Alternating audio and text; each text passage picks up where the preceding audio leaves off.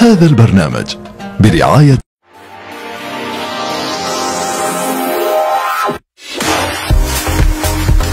ورجعنا لكم في حلقة جديدة وانا العروسة، وكل استفسارات العرايس وكل مشاكلهم واجابة على كل اسئلتهم. بس انا عايزة اقول حاجة قبل ما ابدأ، مش شرط انك البرنامج انا العروسة يكون بس بيخاطب العرايس، يعني اللي فرحها قرب. كل واحدة فينا عروسة، كل ست في نفسها عروسة، حتى لو هي متجوزة من سنة ومن 2 و3. عيشي كونسبت انا العروسة، بمعنى انك اعملي لحياتك سيستم ان انت لازم تهتمي ببشرتك وتهتمي بشعرك وتهتمي بضوافرك وتهتمي بكل حاجه زيك زي اي عروسه. جددي نفسك، جددي يوم فرحك، جددي اهتمامك بنفسك كانك عروسه. النهارده هنتكلم على حاجه تانية ومشكله تانية ممكن تقابل اي عروسه فينا.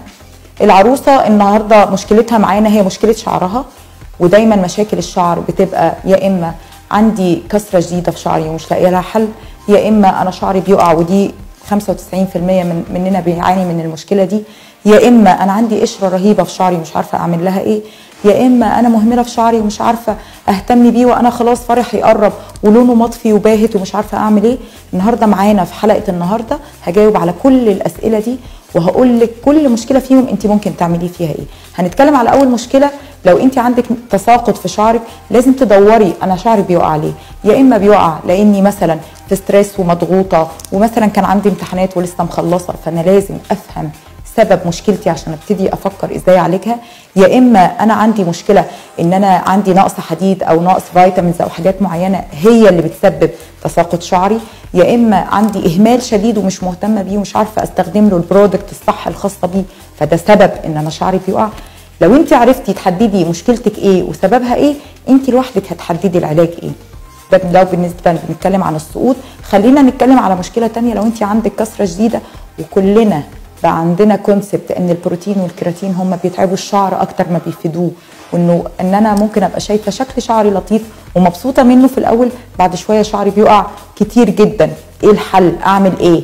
خلينا نقول مشكله كمان ان انا لو عندي قشره جديده وزهقت منها ومش لاقيه لها حل ومحرجه بالنسبه لي، برضو اعمل لها ايه؟ انا شعري مطفي جدا ومش عارفه الاقي له حاجه تخليه يلمع ويرجع هيلثي تاني، اعمل ايه؟ خلينا نتكلم على اول مشكله وهي مشكله التساقط.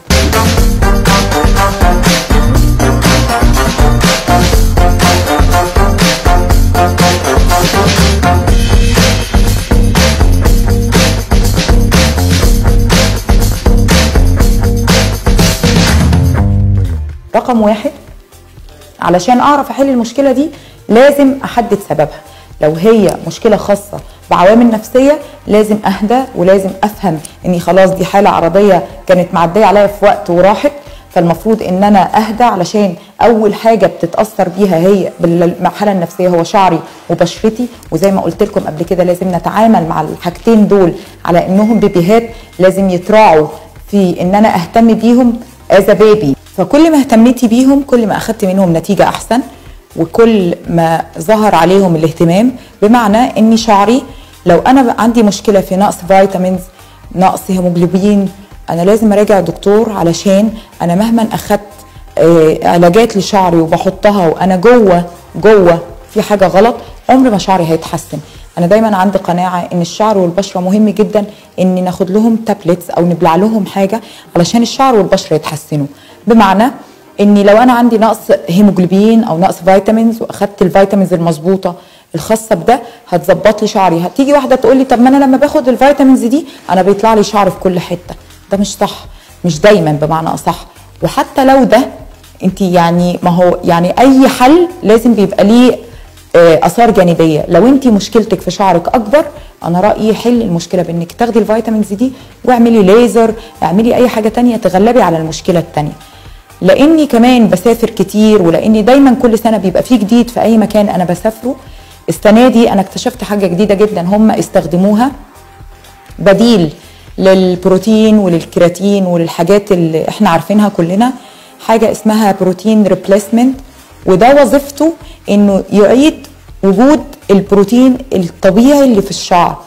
وهتقولوا لي طب ازاي؟ ما هو في الاخر بروتين. لا، لو التكنيك اتغير، وانا كنت دايما بقول كده لما تيجي زبونه عامله بروتين تقول لي انا عملته وشعري لطيف بس انا عندي مشكله ان شعري بيقع، هي صادقه وروايتها صح، لان بمنتهى البساطه التكنيك فيه مشكله. طول ما انت بتحطي بيبريس سخنه على شعر ويت او مندي شويه، انت حطيتي الشعر في ريسك خطر شديد انك انت بتضغطيه بحاجه سخنه وهو اصلا مبلول. فانا كنت دايما بقول اختراع البروتين ده اختراع حلو جدا، بس يا سلام لو يغيروا التكنيك. احنا فعلا في الاماكن اللي بنسافرها السنه دي واحنا في ايطاليا في معرض بولونيا كان في حاجه جديده هم اخترعوها اللي هي البروتين ريبليسمنت، وكانت عباره عن خطوتين. خطوه انت بتروحي تعمليها في الصالون، والخطوه الثانيه هي كيت انت بتاخديها بتكملي انت ازاي تكملي علاج شعرك في البيت. يعني الصالون عليه مجهود معين هو بيعمله، وانت عليكي مجهود تاني بتكمليه في البيت. لو اتكلمت عن التكنيك بسرعه، هي طبعا البرودكت موجوده عندنا وممكن كمان شويه تلاقوها موجوده في كل الصالونات، بس انتوا عارفين ان دايما بحاول اسيرش على كل جديد وبجيبه، ببقى مبسوطه ان اول حد بيبقى عنده اي حاجه جديده بتبقى عندي، لاني بحب التميز زي ما قلت لكم. فالبروتين ريبليسمنت زي ما بقول لكم، انتوا بتيجوا الصالون لسيشن واحده بتعملوا فيها الجلسه دي اللي هي بروفيشنال، اللي لازم تعملها لك متخصصه. وانا بوعدك ان طول السيشن دي انت مش بتستخدمي بيبليس، انت مش بتستخدمي اي حاجه سخنه على شعر مبلول. وبعدين انت بتاخدي الكيت اللي بتكملي بيها في البيت اللي هي نفس خطوات الصالون بس للاستخدام المنزلي. فانت حتى لما بتعملي الخطوه اللي بتعمليها عندنا في الصالون مش زي البروتين والكيراتين زمان، انت خلاص بتفضلي 9 شهور ماشيه على الخدمه اللي احنا قدمناها لك. انت بتعملي مينتننس او صيانه معينه للخدمه دي مره كل اسبوع في البيت. طبيعي كلنا مينيمم بنغسل شعرنا مره واحده في الاسبوع، طيب واي نوت ان انا اغسلها بالبرودكت الصح اللي تحافظ على شعري صحي وفيه لمعه ويبطل يتساقط، ولو في كسره فانا بعالج الكسره دي. طيب انا كده وصلت لقناعه ان انا الصالون عمل اللي عليه وانا كمان بعمل اللي عليا.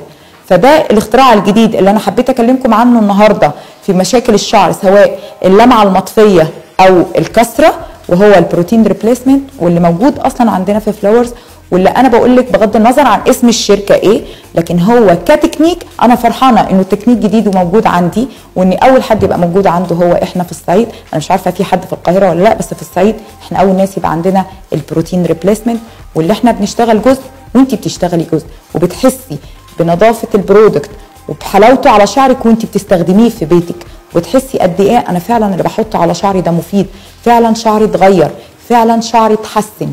كمان لو هنتكلم على مشاكل الشعر التانية زي القشرة، وازاي انا ممكن اعالج القشرة دي بحاجة بسيطة جدا في البيت، لاني برضو من المشاكل الاساسية للشعر هي القشرة واللي بتبقى محرجة جدا. انك انت لو في البيت بتعاني من ده وعايزة تستخدمي حاجة بسيطة وحاجة في حدود امكانياتك وتتغلبي بيها على القشرة، انت بتحطي خل تفاح على مية دافية وبتبلي بقطنة وبتمشي على فروة راسك، كل فروة راسك لمدة ساعتين بتسيبي خل التفاح والمية على شعرك، وبعدين بتدخلي تاخدي الشاور بتاعك عادي جدا. لازم تستمري على ده مرتين في الأسبوع لمدة 3 شهور. ولازم يا جماعة نتعلم حاجة، ان لا علاجات البشرة ولا علاجات الشعر انت بتاخدي منها نتيجة سريعة. دايما تجيلي العروسة تقولي انا تابعت مع دكاترة كتير، انا مشيت مع دكاترة كتير، بس مفيش حد فيهم جاب معايا نتيجة.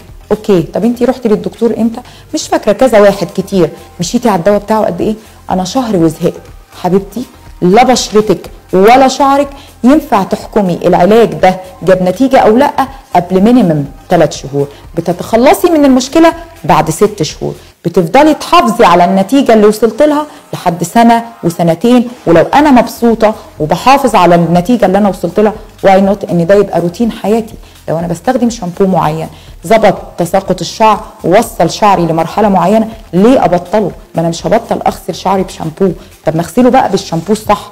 ليه ابطل ان انا استخدم لسيوم معين مخلي شعري كويس؟ لا، اصل علاج وانا زهقت. مفيش حاجه اسمها زهق، مفيش حاجه اسمها استعجلت النتيجه. بشرتك وشعرك مش اقل من 3 شهور زي ما قلت لك علشان تاخدي نتيجه، مش اقل من 6 شهور عشان تحل المشكله. ولو انت مبسوطه بالحل لازم تحافظي عليه.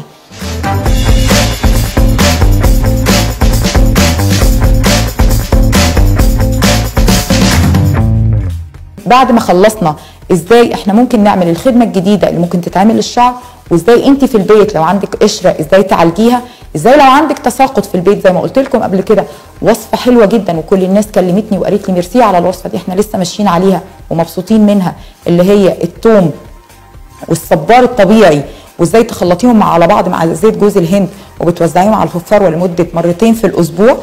قد ايه كل الناس اللي استخدمت الوصفه دي كانت مبسوطه منها جدا، ورجعوا لي بفيدباك حلو جدا، لدرجه ان في ناس استخدمتها لاطفالها واتبسطت منها جدا. ده حل لمشكله التساقط اللي انت كمان ممكن تعمليه في البيت. طيب انا حليت مشكله التساقط وحليت مشكله الكسره وحليت مشكله الطفيان والشعر اللي مش بيلمع، استخدم ايه بعد كده؟ شامبو. حتى لو انت مش عامله بروتين، حتى لو انت مش عامله صبغه، ليه ما استخدمش شامبو سولفات فري؟ ما فيهوش لا سولفات ولا بارابين ولا الحاجات اللي ممكن تاذي شعري. المواد دي مواد كلها كيميكال، لما بتتحط على شعر احنا بنقول ما تحطيهاش على الشعر المعمول بروتين علشان ما تفككيش البروتين من شعرك، ما تحطيش على الشعر المصبوغ عشان لون الصبغه ما يغيرش في شعرك. طب والشعرايه الفيرجن اللي ما فيهاش اي حاجه ليه ندمرها؟ ما نحط عليها شامبو سولفات فري وبارابين فري وكل الكيميكال فري. واي نوت ان انا استخدم حاجه هيلثي تخلي شعري احسن واطرى ومشكلته تتحل معايا. ده كان حل تاني لمشكله تانيه ممكن تقابلها عروسه من عرايسنا الحلوين في برنامجنا انا العروسه.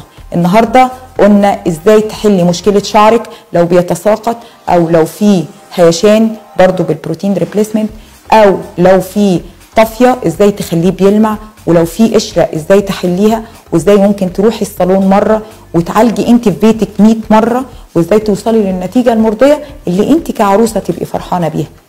شكرا ليكم، ونستنونا في حلقه جديده من برنامج انا العروسه، ومشكله جديده وحل جديد مع فلاورز بيوتي صالون.